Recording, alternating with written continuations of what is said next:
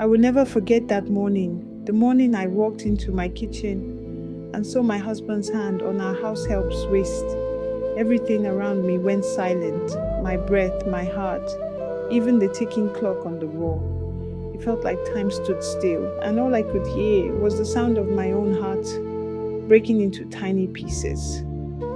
When Ada first came into our home, she was just a shy, quiet girl of 20. She could barely look people in the eye. Her voice was soft, like a whisper, her hands always busy with work.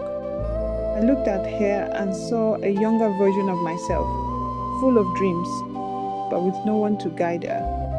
I told my husband Chike, let's help this girl.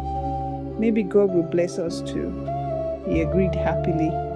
Of course, he said. She seems like a good girl. And truly, Ada was hardworking. She woke up before everyone, cleaned, cooked, and took care of our children with so much care that I began to love her like family.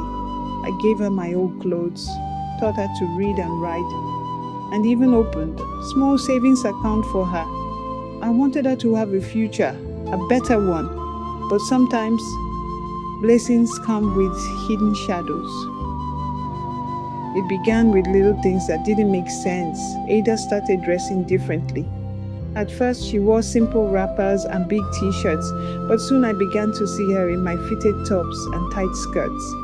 When I asked, she smiled shyly and said, "Madam, my clothes never dry on time." I believed her. Then I noticed a laughter, that soft, sweet laughter, whenever my husband was around, the way her eyes followed him, the way she lingered when he spoke. I told myself I was imagining things. After all, Chike was my husband, my best friend. He wouldn't do such a thing, would he? And then came that Saturday morning. I woke up early to make breakfast before the kids got up. The other side of the bed was empty. I smiled, thinking, oh, he must have gone jogging. But as I stepped into the hallway, I heard faint voices from the kitchen. Laughter, whispers, Ada's voice, Chick's voice. At first I thought they were just talking, but something in me said, go and see. My feet felt heavy as I walked closer.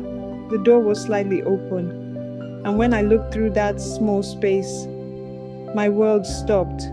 Ada stood there wearing one of my nightgowns, and my husband, the man who once called me his queen, had his hand on her waist. I didn't cry immediately. I just stood there, frozen. Then I turned and walked away quietly. I locked myself in my room and sat on the floor, shaking. Tears poured like rain.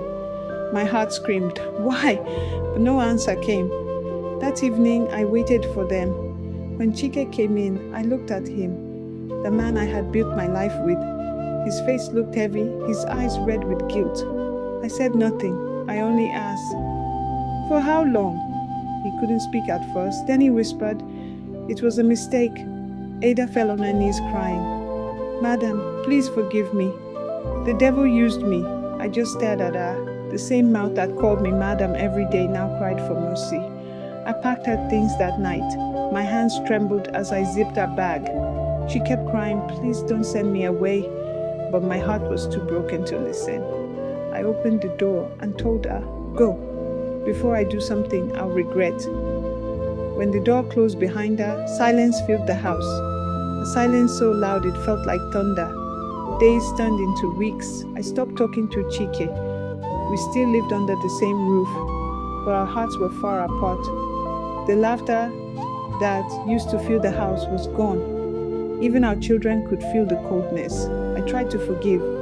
I tried to forget. But every time I looked at him, I remembered her. It took months of tears, prayers, and lonely nights before I could finally breathe again. One day, while cleaning the room, I saw Ada's forgotten necklace under the bed. I picked it up and smiled sadly. I wasn't angry anymore. I just felt wiser, stronger. I had learned one of life's hardest lessons. Never ignore your instincts. When something feels wrong, it usually is. I also learned that kindness is good, but it must have limits. Not everyone who smiles at you wishes you well. Some people only come close to steal your peace. As for my husband, Chake, he learned that love can break, and once it breaks, it never fits the same way again.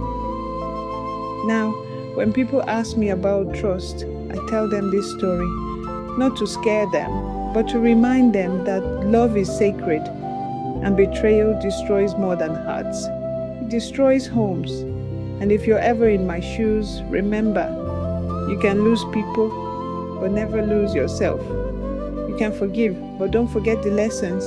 And sometimes, walking away is not weakness, it is wisdom. Moral lessons: 1. Always trust your instincts, they never lie. 2. Be kind, but don't be blind.